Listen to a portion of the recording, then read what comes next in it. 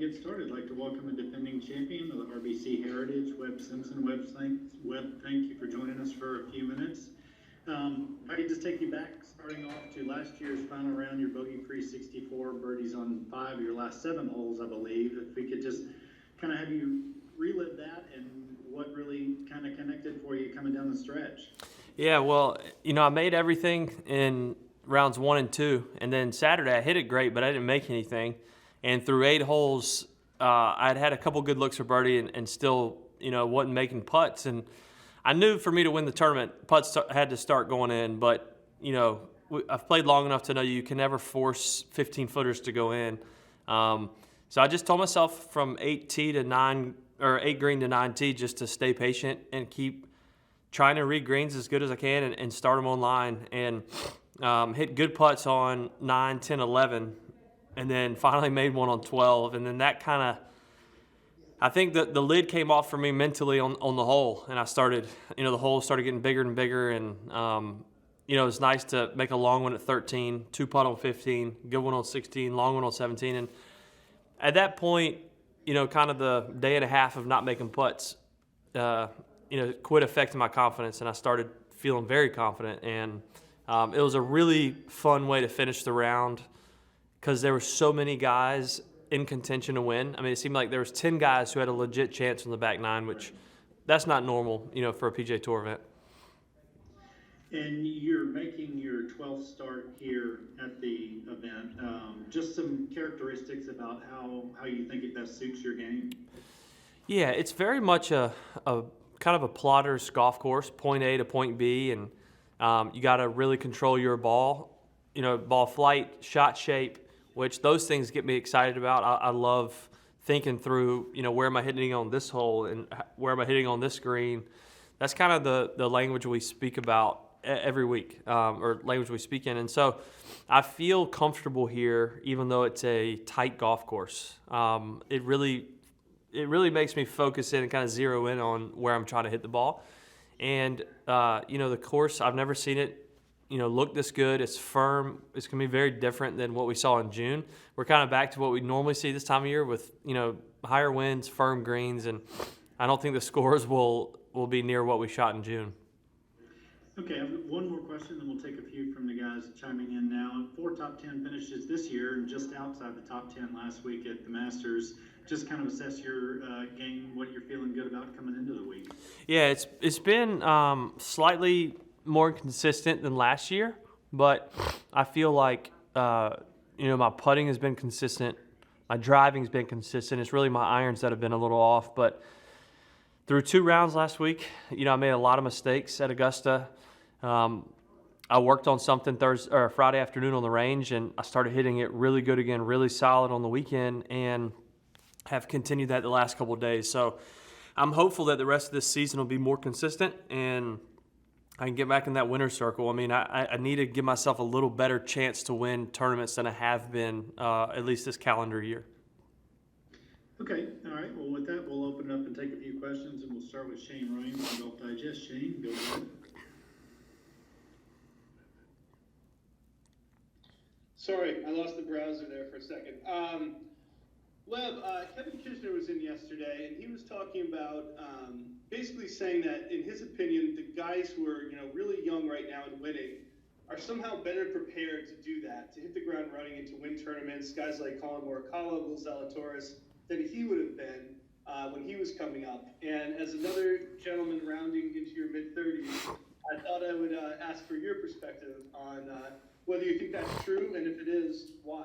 Yeah, I think that's true. I think there's more information for these young guys than we've ever had. You have Decade Golf from Scott Fawcett. You have TrackMan. You have Foresight. All these tools and technology to help these high schoolers and college players get better, hit it further, understand. We know in golf why shots go left and right, or left to right and right to left, more than we've ever known. Like I said, there's so much information. So I think these young guys take advantage of it. And so when they show up at tournaments, they've already been exposed to some of this kind of course strategy stuff that when I was in college, I learned from my coach, Jerry Haas, which he taught me a lot. But again, there wasn't the information then that we have now, where there's actual facts behind theories and people's opinions. And so it seems like these young guys to me they're more mature in their kind of golf brain than guys coming out with me 12, 13 years ago. And, Colin Morikawa, 24 years old, I think, but he plays and acts like he's a veteran. And I think it helps having, caddies like JJ, Jack Vac. I mean, these guys who have been around for a while, they're helping a lot. But, they're way ahead of where I was for sure. And if I could follow up just on, you said that Colin acts like it too, and that's another element I'm curious about is even, getting off the course where obviously you make great points, but like with media savvy, with how they carry themselves, there just seems to be like less of a learning curve maybe, and is that another case of just more resources being available to them earlier? I think so, and there's more golf for them to watch. You have PGA Tour app, you have ShotLink. So I think they're in college. They're able to see how we play golf courses. You can look up, what guys did on the 15th hole here, the par 5 last year, and see. We know where most of the birdies are being made, and even in that, like where guys are laying up, are there more birdies from 125 or 100 yards? And so, yeah, I think they're used to understanding golf courses more. They've paid more attention to how we're playing than I just watched Sunday golf when I was in college, and they're just showing the best players making putts and stuff. But I think they're probably doing more work looking at where we're hitting it, what clubs we're hitting, and so, yeah, I think they're more prepared in that regard. I appreciate it. Thank you. Yeah. Okay, we go now to Sean Martin, PGAtour.com. Hey, Webb. Hey, Sean. Just curious, with Zalatoris, a fellow Wake guy, any interaction, or what was the first time maybe you heard Taz talk about him? Just keep us through there. Yeah, I didn't know him. I haven't gotten to know him as well as I'd like, but I've always heard about his ball striking, and just he's a great player as a whole. But his ball striking's kind of stood out as ahead of his time or elite ball striker.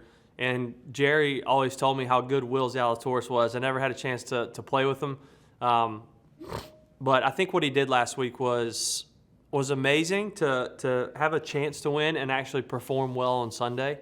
But I think we've all kind of been seeing it. We've seen he's gotten himself in the top 50 in the world kind of on his own doing. And it seems like he plays good every week. So I think we'll continue to see that from him. Do you remember any good early stories about the ball striking that you heard? No, nothing specific. I heard it from different people. And so when you hear the same thing from different people, it must be true. So whatever he's doing, it seems like he's got a great attitude about it too. I watched a little bit of him when I got done. He just kind of finds it, hits it, and moves on. Cool. Thank you. Yep. Okay, we stay with PGAtour.com and jump to Cameron Morfitt. Cameron. Hey, Webb. Hey, Cam. Just was wondering, I'm looking at the schedule and there's 4 events in the Carolinas coming up because the PGA is in South Carolina, and we've got the Congaree events as well. You've got a couple of wins in the Carolinas. Have you? I'm sure that this hasn't escaped your notice, this little scheduling quirk. Yeah, I love it. I mean, I'm going to be home, it looks like, for, 7 of the next 9 weeks maybe after this week. And so it's a nice part of the year for me. I love driving to tournaments. I don't like flying, and so getting in my car, driving is nice. I played the PGA Championship at Kiowa in 12. I love it. I spend some time down there. So I always look forward to Hilton Head for the obvious reasons with the beaches. My family comes. It's a laid-back feel.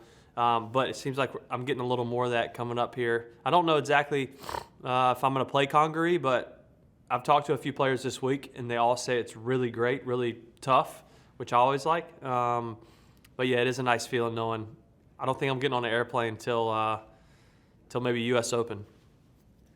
You mentioned the PGA. If I could follow up real quickly on the PGA last year at TPC Harding Park. The 16th was a drivable par 4, as you recall, and Colin Morikawa hit that great drive. You went through there about 2 hours before he did. Did you go for that green in 1? Did you like where that pin was? Did it set up nicely for you for your driver? Yeah, I loved it. I love what they did Sunday. I wish we saw it more. If courses could give us drivable par 4s, I think it's fun. I think of 15 at Travelers is always fun on Sunday to see what guys are going to do. But I remember I hit driver. It was one of the only good shots I hit that day. I didn't play well Sunday, but I hit driver on the front of the green and two putted. But I watched Colin's shot. I went back to the hotel, and what a great shot he hit. And, you know, could be shot of the decade for PGA Championship. All right, thank you. Yep. Can we go back to Sean Martin for one more? Sean, go ahead.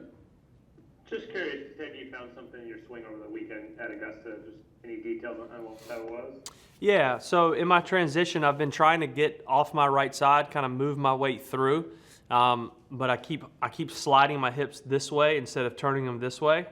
And Paul just gave me a drill where I put the ball up in my stance, and from there, I'm trying to hit it as low as I can. So it forces me to cover, and my divots became a lot shallower. I started hitting the iron shots like nice and crisp again, and certainly hit way more shots on the weekend than I've hit, in the last probably 5 rounds combined. I'm just curious, iron play is one of the strengths of your game. We'll talk about more Collins, Zalatoris, and this. Is there any common trait that good iron players have, you think? What I see in Colin, I haven't played with Will, but another guy I think about is Sergio.